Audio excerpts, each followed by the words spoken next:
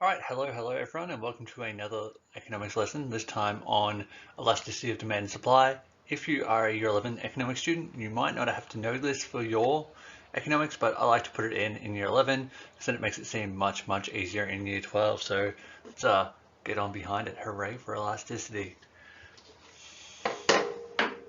So start off with elasticity is all about the responsiveness of supply and demand to price changes. So what that means is when the price changes, how much the quantity changes in ratio to that. So if price changes by 5%, does quantity change by 10% or 20% or 1%? And basically it's saying the reason we use the word elasticity, it's how much it springs back or how much it springs away because of that. So with elasticity, it impacts how flat or steep a demand or supply line appears to be. So if we were to draw some really dodgy examples of it on this here, so if we had just an axis, it's about whether the line is unit elastic, like we normally draw. If it is, oh, that was atrocious, flatter, which is elastic, or whether is incredibly steep, which is inelastic. And we'll get into the reason for each of them straight after this with a lot better diagrams as well. So with price elasticity of demand, sometimes it gets abbreviated to PED. We have three different types. So price elasticity of demand being all about how responsive a change in price is to a change in quantity demanded. Inelastic demand occurs when the demand for a particular good or service changes less than proportionately to the changes in price. So for example, a 10% increase in price only leads to a 5% decrease in demand. So whenever we talk about inelastic demand, we're usually talking about anything that is a necessity or an essential item that no matter how much the price changes, you are still going to buy. So when the price changes a lot, your demand is only going to change a little bit because you need to buy that good or service. A really good example of that would be things like petrol or medicine, or for people who smoke cigarettes because they're an addictive item. Every time the price of cigarettes increases, the amount of people who stop buying them is relatively small because they have inelastic demand. They keep buying them regardless of the price change. So it ends up with a steeper curve like this one we'll see at the bottom of the page here. This one here, it's steeper because the price change causes only a little change in the overall demand. So that's been inelastic demand.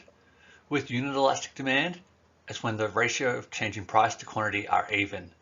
If you're being asked a question about elasticity, the answer is almost never going to be unit elastic because that is a fairly unrealistic expectation that when price changes, the quantity will change the exact same ratio.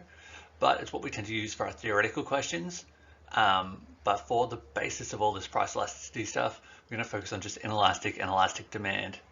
So elastic then occurs when the demand for a good or service changes more than the change in price. So for example, a change in price by about 10% will lead to an increase in demand by 20%.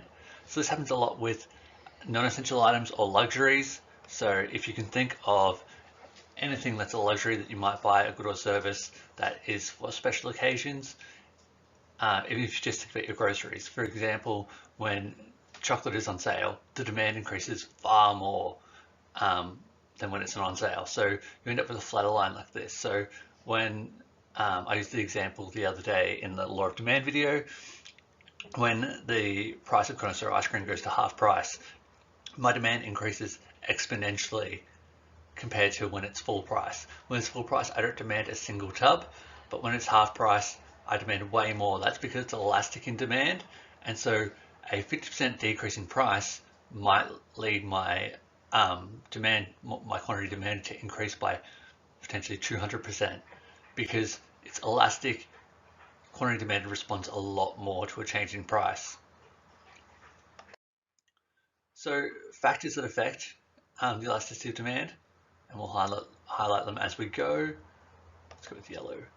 So the type of item, so what we were talking about before, when things are necessities, so things you have to buy, rent, medicine, basic food, these tend to be inelastic because if the price increases, it's not going to affect your demand that much.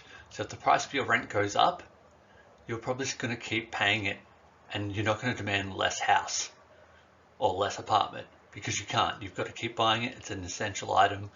While non-essential items, so things like luxury cars, holidays, and entertainment, are elastic. So if you look at things like booking a holiday, you're not just gonna, the day you want to book a holiday, you're not just gonna go online and book everything straight away.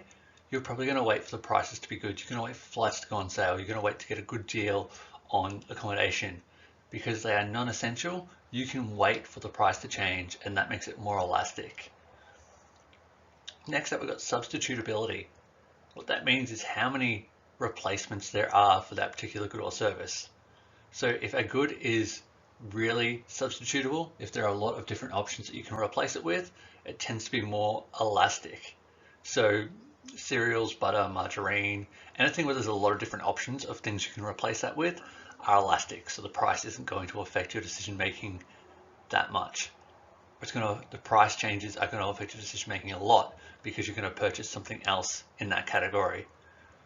While unique products, so things like petrol, eggs, things that you can't replace with something else, are inelastic, because if you need eggs, you're probably going to have to put eggs in it, and you're going to have to buy them regardless of what price they are.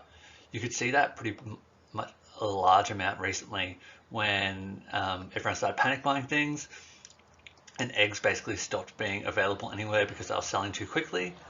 When they started getting eggs back in, they weren't the cheapest available, but people were still buying them because they needed them for their cooking. And so that showed that inelastic, because when the price went up, people weren't really demanding any less. Another factor that affects elasticity of demand is time period. So in the short term, things tend to be more inelastic. So if you need things right now, you're going to pay whatever price it is for it. So if you needed to fly to Queensland tomorrow because you had an unwell relative, you're going to pay whatever the price those tickets are, which is a poor example at the moment because flights are not really a thing, but it works.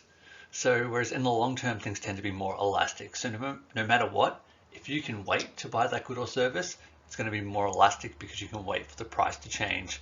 And time also allows buyers to find alternatives or substitutes for that good or service. We also look at the cost and relative importance.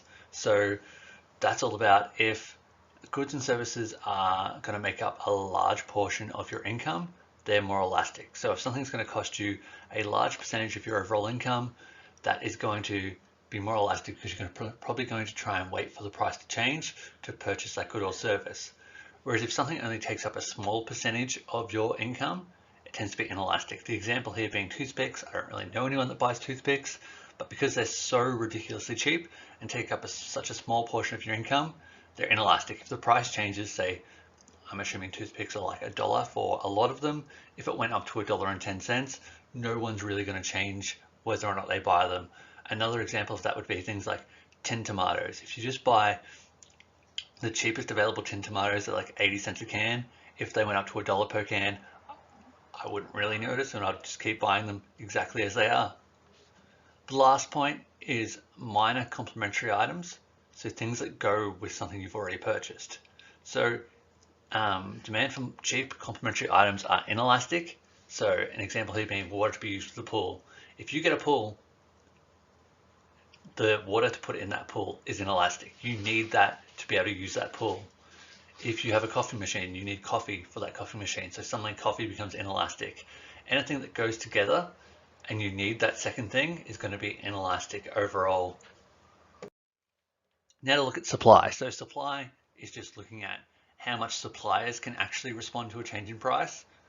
And so with demand, it's all about what affects your decision making, whether or not you can wait for goods and services. For price elasticity of supply, it's all about how quickly businesses can respond to a change in price.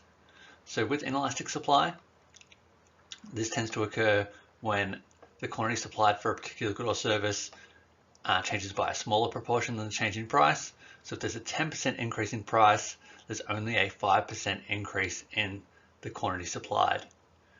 For unit elastic supply, it's when they're the same. Like I said before with the law of demand or elasticity of demand, doesn't really come up focus on inelastic and elastic. An elastic supply occurs when the quantity supplied for a particular good or service changes by a larger proportion than the change in price. So if there is a 10% increase in price, it leads to a 20% increase in supply.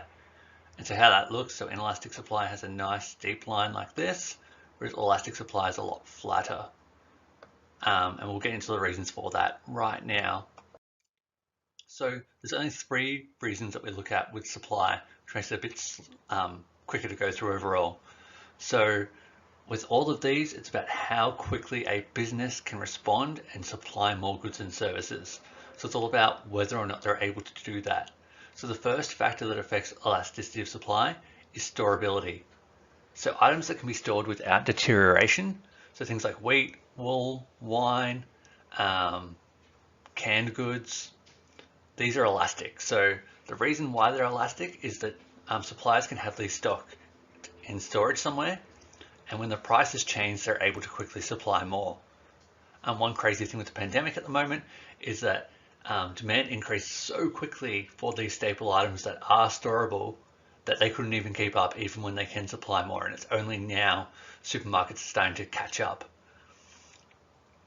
Whereas when suppliers can't store goods or services, when they're perishable, so things like fresh fruit and vegetables, they're inelastic because they can't be stored, and services are also inelastic because you can't store a service.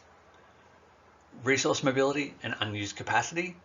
So supply is more elastic if production can be quickly changed and resources moved between industries. And it's even more elastic if there's unused spare capacity.